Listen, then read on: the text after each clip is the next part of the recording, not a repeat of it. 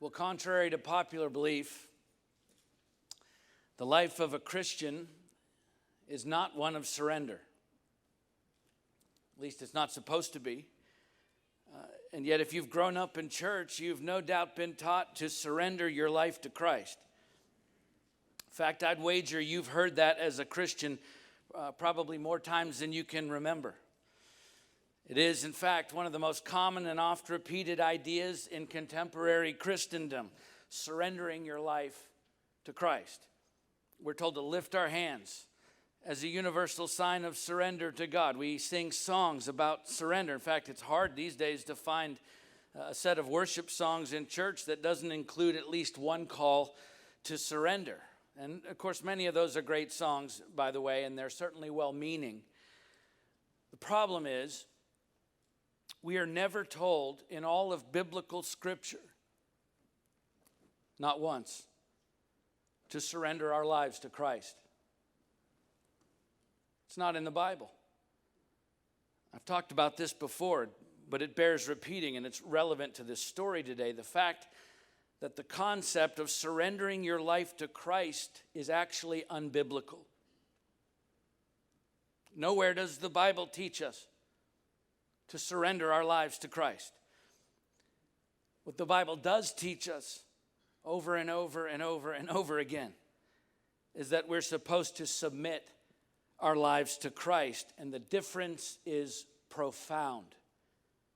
Because listen, when a soldier surrenders, first of all, that is always done before the enemy. When a soldier surrenders, he bows before the enemy king, lays his weapons down, and says, I give up. When a soldier submits, he bows before his king, picks his weapons up, and says, what are my orders? Can you see the extreme difference between the two? Surrender is an act of resignation. Submission is a call to action. That's why God never calls us to surrender, because the last thing he ever wants us to do is give up. No, he wants us to get up, pick our weapons up, and get in the fight. We wonder why so much of the church is so weak and listless and ineffective today. It's because we're all too busy surrendering our lives to Christ like we're doing something great, something sacrificial, when actually it's just the opposite. You see, the easy thing to do is surrender, to lay our weapons down and then remain in this peaceful state of resignation while other people go out and fight the good fight. Look, the infinitely more difficult choice by far, the choice that requires deep personal sacrifice and ongoing commitment, is to submit yourself to Christ, because that means you have to get up and get in the fight, which is hard. Listen, it's messy. Sometimes you get bloodied and beat up. Sometimes you have to do exceptionally difficult things. You have to take ground. You have to go to battle with the enemy. You have to tear down strongholds and snatch others from the fire. In fact, the only thing that you never do when you're following Christ is surrender. The truth is, the overwhelming message of the Bible to Christians is never surrender. And yet, because this idea of surrendering all has become the mantra of the modern church, and it is a modern church phenomenon, that concept has permeated nearly everything that we say and do, to the point that total surrender has become the ultimate goal for the modern Christian. And all the while, God is beating the drum of war, calling us not to surrender, but to submission. Submission to follow our King into battle, to stand up and fight for the gospel, to fight for those who cannot fight for themselves, to fight for holiness in our own lives and in the lives of others, to fight for the truth, to fight for his kingdom to be established on earth as it is in heaven. I can't help but picture God as his own army of followers surrenders en masse before him. I can almost hear him saying, what are you doing? I never told you to surrender. I told you to put on the whole armor of God and take up your weapons and fight with me. Yes, I'll go before you. Yes, I will fight for you. Of course, I will never leave you or forsake you, but I want you to follow me into the battle and fight the enemy with me. Surrender is not the way. And listen, when surrender becomes a part of the culture of the church becomes feckless, impotent, weak, which is not God's design for us. And you want to know why? This is probably more important to understand now more than ever before, at least in our lifetime. It's because the culture around us is becoming more hostile toward the kingdom of God by the day. And if our posture is already one of surrender, then when the heat gets turned up on the church, we'll lay down and let the enemy walk right over us. You understand, by the way, I'm not talking about fighting with the world. We're supposed to rescue the world. No, I'm talking about fighting the dark spiritual forces of a very real enemy who has this world in his clutches. We're supposed to fight for the world, to save the lost by snatching them out of the fire, as Jude, the brother of Jesus, says. But we cannot do that if we're constantly resigning ourselves to a state of surrender, which without a doubt is a peaceful way to live. Listen, your enemy won't fight you when you surrender to him. So yes, surrender is an easy way to achieve peace in your life as long as you don't mind being subjugated by the enemy. The problem is that's not God's will for his people. No, his will is for us to get into the fight. As messy and risky and difficult and demanding as it may be, our King is calling us to stop surrendering and get in the fight, which is the very lesson God's people had to learn in this story today as we continue working our way through the book of 1 Samuel, where the people of God were convinced they could not face their enemy. And so they refused to get in the fight until one young man who had fully submitted his life to God refused to surrender to fear or to other people's opinions about how impossible it would be to win the battle or to the harsh reality of the sheer odds against him. And so he simply picks up his weapons and marches straight into the fight, reminding the rest of the people what it looked like to truly follow God. No matter how scary it is, no matter how many other people think you're crazy for doing what you're doing. I bet Cody has a few people who think he's crazy for taking his wife and young children where he's going. Look, no matter how insurmountable the task may seem, I'm telling you, as long as you never surrender, there is no limit to how far God will lead you, because he's not limited. So with that in mind, let's pick the story up where we left off last time and see maybe we can gain some new perspective about why we should never surrender when it comes to truly living for Christ. Let's turn where we stopped last time, 1 Samuel chapter 17. We're going to start with the first 11 verses. Now the Philistines gathered their armies for battle, and they were gathered at Soko, which belongs to Judah, and encamped between Soko and Azekah in Ephes-dammim. And Saul and the men of Israel were gathered and encamped in the valley of Elah and drew up in line of battle against the Philistines. And the Philistines stood on the mountain on the other side, and Israel stood on the mountain on the other side. On the one side was the Philistines, on the other side was the Israelites, with a valley between them. And there came out from the camp of the Philistines a champion named Goliath of Gath, whose height was 6 cubits and a span. He had a helmet of bronze on his head, and he was armed with a coat of mail, and the weight of the coat was 5,000 shekels of bronze. And he had bronze armor on his legs, and a javelin of bronze slung between his shoulders. The shaft of his spear was like a weaver's beam, and his spearhead weighed 600 shekels of iron. And his shield bearer went before him. He stood and shouted to the ranks of Israel, "Why have you come out to draw up for battle? Am I not a Philistine, and are you not servants of Saul? Choose a man for yourselves and let him come down to me. If he's able to fight with me and kill me, then we will be your servants. But if I prevail against him and kill him, then you shall be our servants and serve us." And the Philistines said, "I defy the ranks of Israel this day. Give me a man, that we may fight together." When Saul and all Israel heard these words of the Philistine, they were dismayed and greatly afraid. The valley of Elah was in the western foothills of Israel and stretched out between the Philistine territory in the west and Judah in the east. And it was this strategic location because whoever controlled the valley controlled access to the hill country of Judah. And so as the story opens up, we find the Philistines on a mountain on the northern side of the valley and the Israelites on a mountain on the southern side of the valley. And here they are on the brink of war.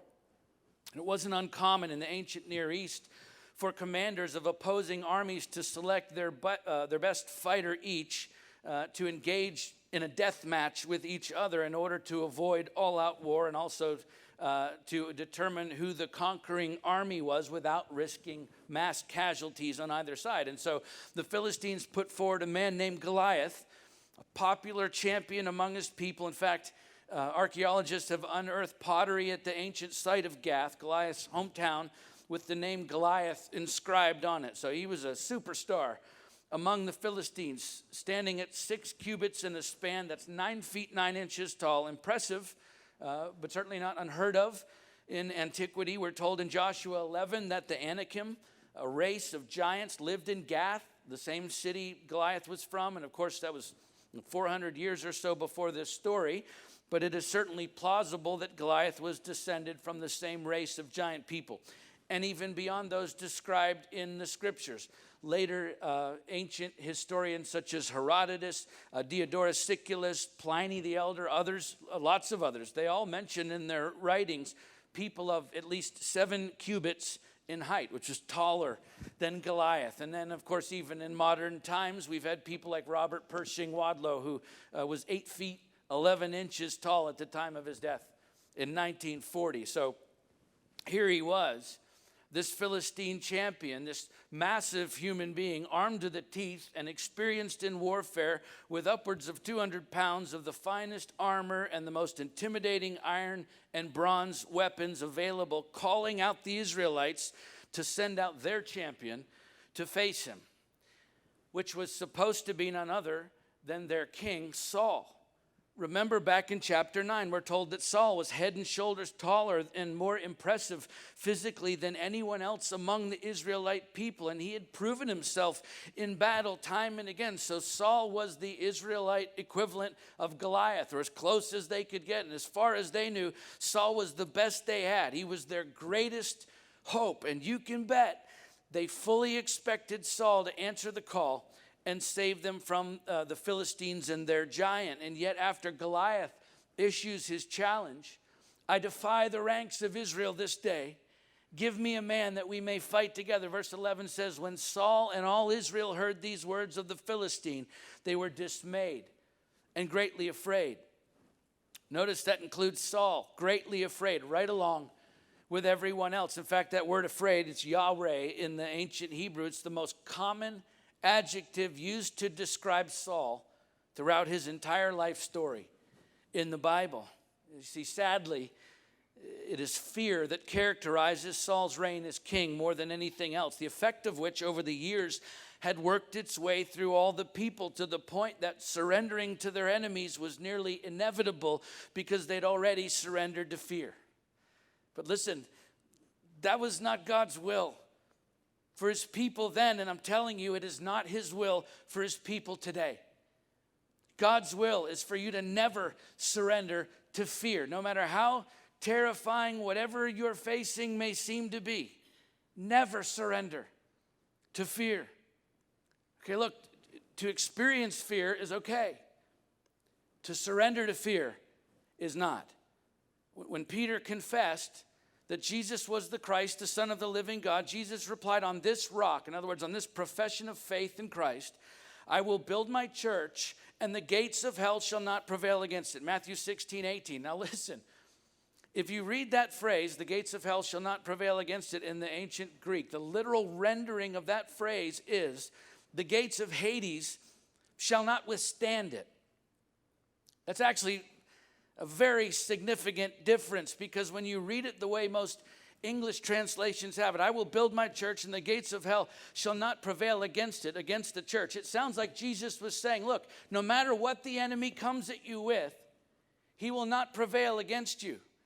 But when you read it in the Greek, it's the other way around. I will build my church, and the gates of Hades shall not withstand it. You understand, Jesus was not saying we will be able to withstand the enemy. No, he was saying the enemy will not be able to withstand us. Because his will for the church is for us to be on the offensive, not huddled up together in fear, hoping we can survive the attacks of the enemy. It's the other way around. The enemy's supposed to be running from us, unable to withstand the constant onslaught of Christians who are relentlessly taking ground back from him, tearing down his strongholds and snatching lost people from the fires of hell before it's too late.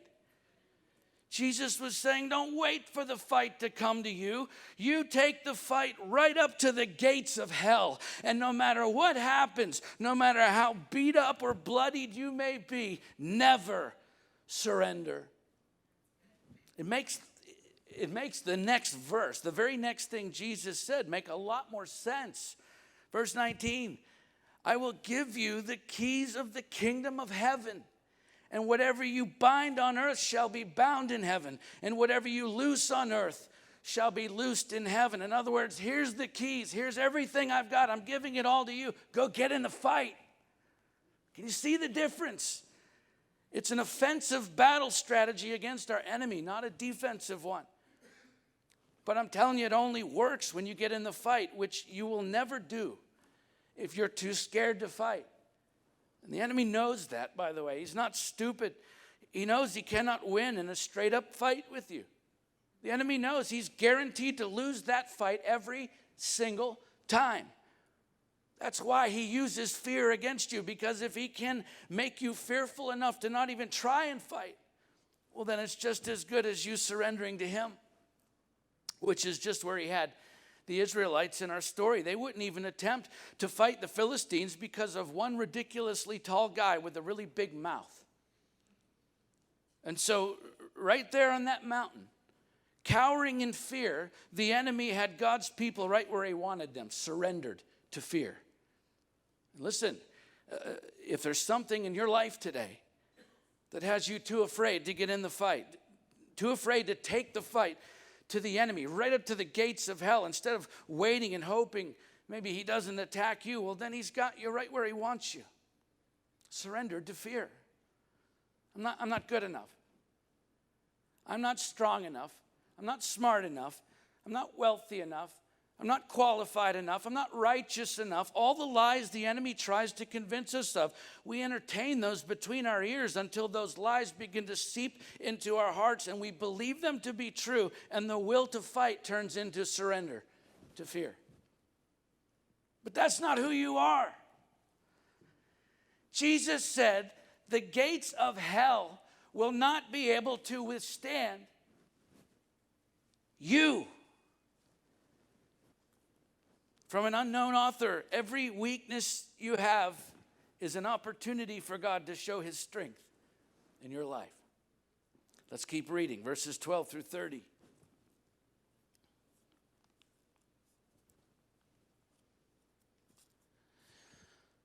Now David was the son of an Ephrathite of Bethlehem in Judah named Jesse, who had 8 sons. In the days of Saul, the man was already old and advanced in years. The 3 oldest sons Jesse had followed Saul to the battle, and the names of his 3 sons who went to the battle were Eliab, the firstborn, the next to him Abinadab, and the third Shammah. David was the youngest. The 3 eldest followed Saul, but David went back and forth from Saul to feed his father's sheep at Bethlehem. Remember that detail. For 40 days the Philistine came forward and took his stand morning and evening. Jesse said to David, his son, take for your brothers an ephah of this parched grain and these 10 loaves, and carry them quickly to the camp to your brothers. Also take these 10 cheeses to the commander of their 1,000, and see if your brothers are well, and bring some token from them. That's some proof of life. Now Saul and they and all the men of Israel were in the valley of Elah fighting with the Philistines. And David rose early in the morning and left the sheep with the keeper and took the provisions and went as Jesse had commanded him. And he came to the encampment as the host was going out to the battle line, shouting the war cry. And Israel and the Philistines drew up for battle, army against army. And David left the things in charge of the keeper of the baggage and ran to the ranks and went and greeted his brothers. As he talked with them, behold, the champion, the Philistine of Gath, Goliath by name, came up out of the ranks of the Philistines and spoke the same words as before, and David heard him. All the men of Israel, when they saw the man, fled from him and were much afraid. And the men of Israel said, have you seen this man who has come up? Surely he's come up to defy Israel. And the king will enrich the man who kills him with great riches, and will give him his daughter and make his father's house free in Israel. And David said to the men who stood by him, what shall be done for the man who kills this Philistine and takes away the reproach from Israel? For who is this uncircumcised Philistine that he should defy the armies of the living God? And the people answered him in the same way, so shall it be done to the man who kills him. Now Eliab, his eldest brother, heard when he spoke to the men, and Eliab's anger was kindled against David, and he said, why have you come down? And with whom have you left those few sheep in the wilderness? In case you didn't catch, that's a dig against David. I know your presumption and the evil of your heart, for you've come down to see the battle. And David said, what have I done now? Was it not but a word? And he turned away from him toward another and spoke in the same way. And the people answered him again as before. So the standoff continues. For 40 straight days, the two armies took up their positions, drawing up their battle lines and shouting their war cries. And for 40 straight days, Goliath would walk out into the open ground and lay down his challenge. And for 40 straight days, the Israelites would cower in fear. Zero progress. And because of this protracted standoff, the army's running low on food and supplies and rations, so the families of the troops would help provide for the soldiers. So Jesse, David's father, sends him to the front lines to take supplies to his brothers and their military unit. And in the meantime, King Saul is getting desperate. So he offers a 3-part award, or a bribe, as it were, to any man who would fight and defeat Goliath. He offers the victor great riches, his own daughter in marriage, and freedom from taxation and service to the king at court, which, by the way, was tantamount to equality with the king, just to give you an idea of how desperate Saul was. And just about the time Goliath launches into his ultimatum, challenging the Israelites to send out a champion of their own, if they dare, David hears it, and he's incredulous as to why no one from the Israelites has gone out to defeat Goliath yet. And so he begins to pepper the soldiers with questions, and his brother gets angry and lets David have it. Why? Because David is too young. David is too inexperienced. David is too naive. He's just a shepherd boy. He's a courier of food and supplies, nothing more. He has no business questioning the soldiers' lack of willingness to fight, all of which was probably coming from a place of deep conviction on Eliab's part for not taking on Goliath himself. If you'll remember from the last chapter, the description of Eliab was himself very tall, very impressive physically. So David gets a tongue lashing from his own brother. Listen, this is the defining moment of this entire story, because this is the moment when most people would have given up and walked away. Right? It's one thing to defy your own fears in the face of great adversity. It's another thing altogether to defy your own family and friends, those closest to you, when facing great adversity. David could have easily walked back home that day embarrassed, defeated, and depressed because of what his own brother had said to him in front of all the soldiers. But David stuck to his guns. Not because he was prideful or resentful, but because he was a man after God's own heart, and he knew what needed to be done regardless of who approved or disapproved of him doing it. This was the difference, you understand, between David and the rest of the Israelites. When the men of Israel, referring to Goliath, said, "This man," David said, "This uncircumcised Philistine." When the men of Israel said, "Surely he's come up to defy Israel," David said that he should defy the armies of the living God. When the men of Israel said, "The man who kills him," David said, "The man who kills this Philistine and takes away the reproach from Israel." You see, this was the defining moment in the story when David decided that what God wanted from him superseded what anyone else wanted from him. And in that moment, Goliath was a dead man. He just didn't know it yet. This is the moment. The battle was won. Not when David chopped off Goliath's head, but the moment David refused to surrender to the other soldiers and his own brothers' opinions about him. And it is such an important lesson for us. Never surrender to people's opinions about you. Okay, there will always be people around you or in your life who have all kinds of opinions about you. In fact, everybody you know has an opinion about you, so just get over it. There's nothing you can do to change it. The point is, don't live your life making decisions based on what other people think about you. Live your life making decisions based on what God thinks about you. David knew exactly what he was capable of based on who God said he was, and that's all he needed to know. It didn't matter what anyone else thought because he knew what God thought. So why do we care so much about what other people say about us? Well, it's because we don't really believe what God says about us. We don't. If we did, we wouldn't worry nearly as much as we do about other people's opinions.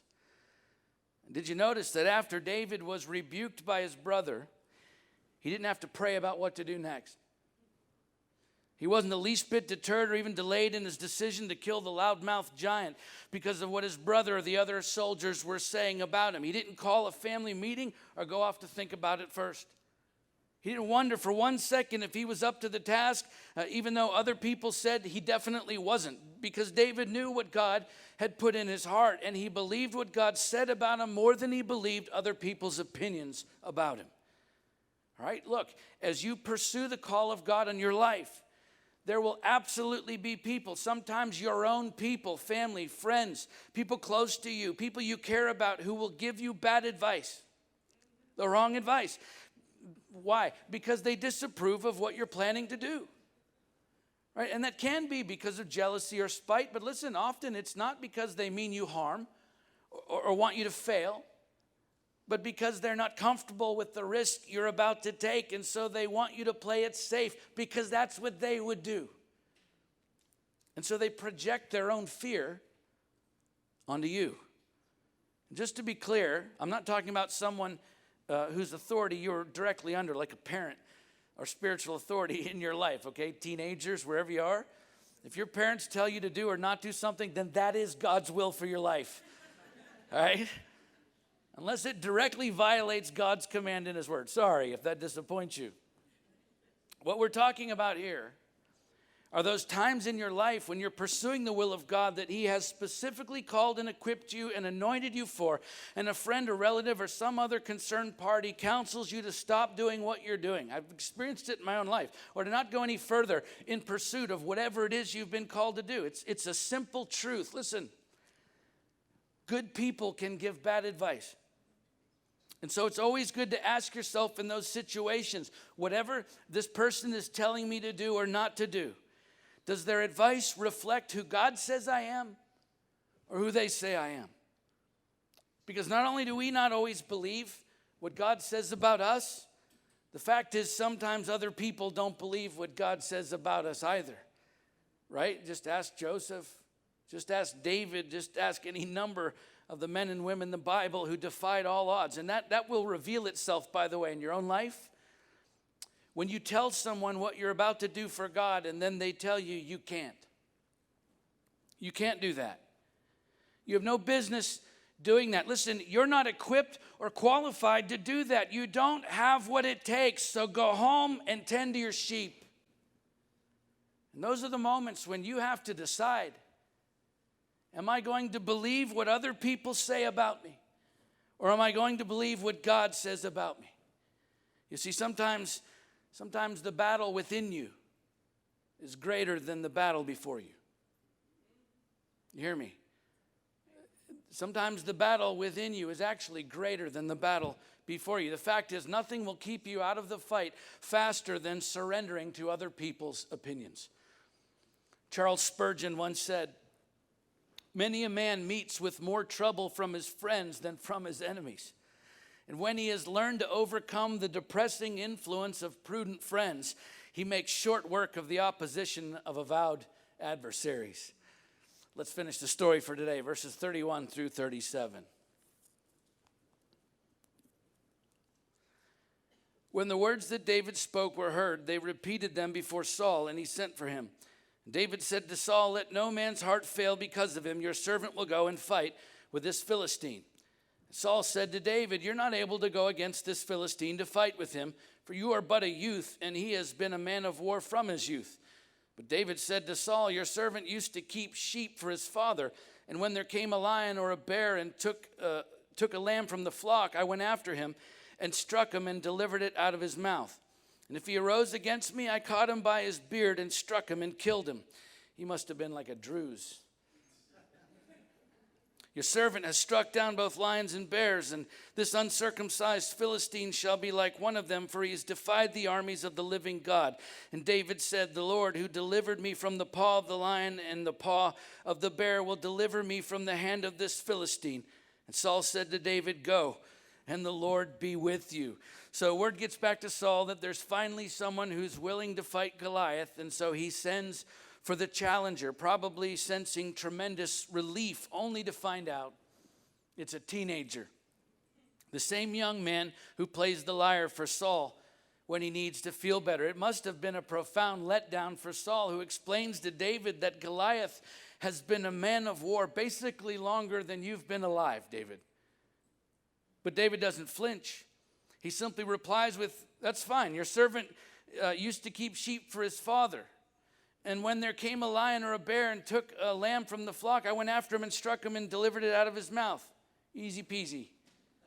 "If he arose against me, I caught him by his beard and struck him and killed him. Your servant has struck down both lions and bears, and this circumcised Philistine shall be like one of them, for he has defied the armies of the living God."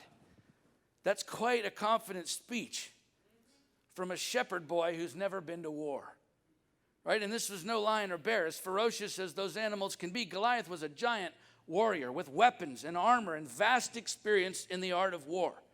Right? And yet David was so confident that he would overcome the enemy that Saul was willing to forsake his own better judgment and send out this youth, this shepherd boy who played the lyre, to face the mighty Goliath. And do you know why David was so confident?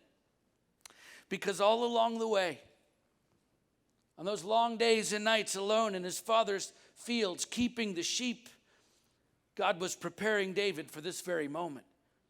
In ancient Palestine, both bears and lions were common, and sheep were a common food source for those hungry wild predators. But David understood that the predator had no claim on the sheep. The sheep belonged to the shepherd. So every time a wild animal tried to take what did not belong to them, David, full of the Holy Spirit, simply took back what had been given to him to care for by killing the lion and the bear with his own hands.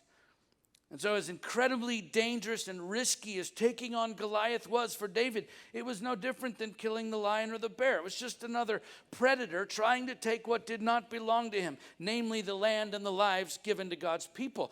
And so David knew beyond the shadow of a doubt that he would be successful over Goliath because his whole life had prepared him for this moment.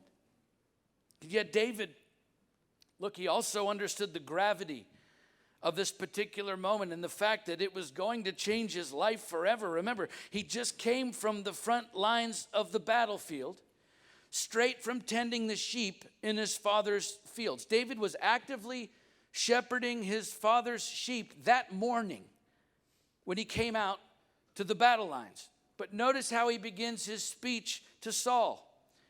"Your servant used to keep sheep for his father."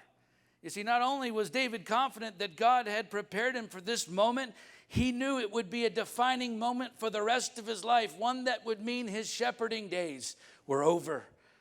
And so there was no way David was going to back down now. It didn't matter how much fear Goliath struck in the hearts of God's people. It didn't matter how much anyone else, including his own family, doubted him. It didn't matter how incredibly hard the battle in front of him seemed to be. David was not backing down because he knew that his entire life had prepared him for this moment. And so he was determined to never surrender to hardship.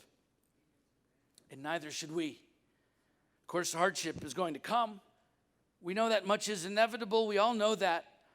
But it's not just about waiting it out, hoping to avoid as much hardship as possible in our lives and then doing our best to deal with it when it does come, because the truth is, sometimes God calls us into hardship. He calls us to get into the fight, to face the hardship head on, never surrendering no matter how hard it gets. And the reason you can be confident in facing that hardship is because he has been preparing you for it your entire life. Listen, God will never call you to something he hasn't prepared you for. You may not realize today what he's preparing you for tomorrow. Right? I'm sure when David was confronting bears and lions in his father's fields, he had no idea at that point one day he was going to confront a giant Philistine warrior on a battlefield. Right? But that's exactly what God was preparing him for. You may not realize today what God is preparing you for tomorrow, but that's exactly what he's doing. Always. There's always a purpose for every struggle, every difficulty, every obstacle, every hardship in your life. And part of that purpose is to prepare you for something greater. It is a part of God's process in your life. David was anointed as the next king of Israel, but that wouldn't come for several years later. Why? Because God had to prepare David for that role, which started with tending sheep, being faithful in that. Then it graduated to killing lions and bears to protect the sheep.